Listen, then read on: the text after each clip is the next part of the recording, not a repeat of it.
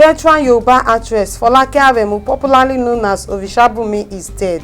Hello guys, you're welcome to Gist Media TV. If you're watching this channel for the first time, kindly click the subscribe button to subscribe and also click the notification bell to get notified anytime we drop a new video. Mrs. Folake Aremu, popularly known as Orisabunmi, is a Yoruba Nollywood veteran actress. She was well known from the 80s for her roles as Princess, Pacifist, or the Good Witch in movies. She was born on October 10, 1960 in Iluola, Kwara State. She went to Iluola Primary School and Secondary Commercial College. She was discovered by her ex-husband, Jimo Aliu, in the 80s while working as a teacher in Kwara State. After visiting him on a set, Orisabunmi decided to try a role in a movie he was producing. He found that she was gifted in acting and decided to officially add her to the play. She has been a part of the industry ever since then, and she plays iconic roles like Asabi in Oluweri Magbojo and Princess in Ayanmo Eda. She has also produced her own movies such as Atupa Imole, Ase Ilu and Tanio. She looks up to other actresses like Iya Oweru, Mama Efunsetan and Mama Ogunde. The 60-year-old actress gave up the ghost few hours ago after a brief illness. May her soul rest in peace. Amen. Ẹ káàsán máa o, ẹ kú dédé àsìkò yìí máa. Ká di morúkọ yín máa. Orúkọ tèmi ni Folake Aremu tí gbogbo èèyàn mọ̀ sí Orisabunmi. Kí ló gbé yín débi báyìí máa?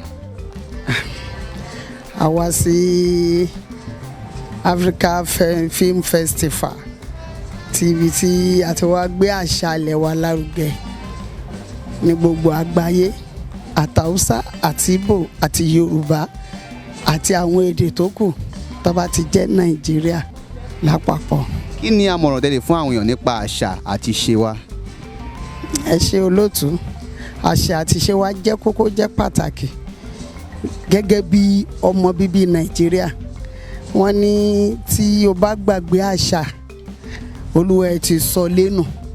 Ṣé rí àṣà dára lọ́pọ̀lọpọ̀, pàápàá jùlọ gbogbo olùtẹ̀yàn bá rẹ̀ kéèyàn máa fi àṣà lẹ̀ hàn.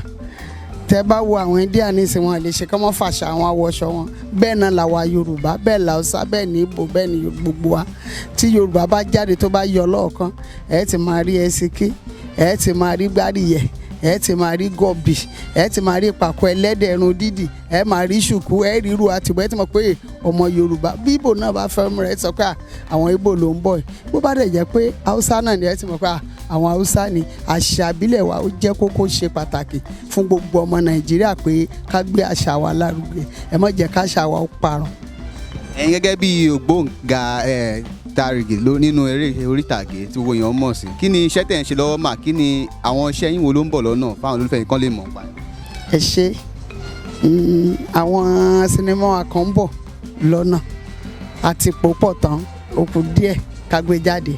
Màá fẹ́ kí gbogbo yín kẹtúyàyà kẹ́ bá wàrà tó bá ti jáde. Tẹ́ bá tún rí mi, ẹ tún rí mi ní àná dáadáa mi ṣàn pé àṣé ìyá ẹ̀ tún lè ṣe nǹkan tó jọ báyìí.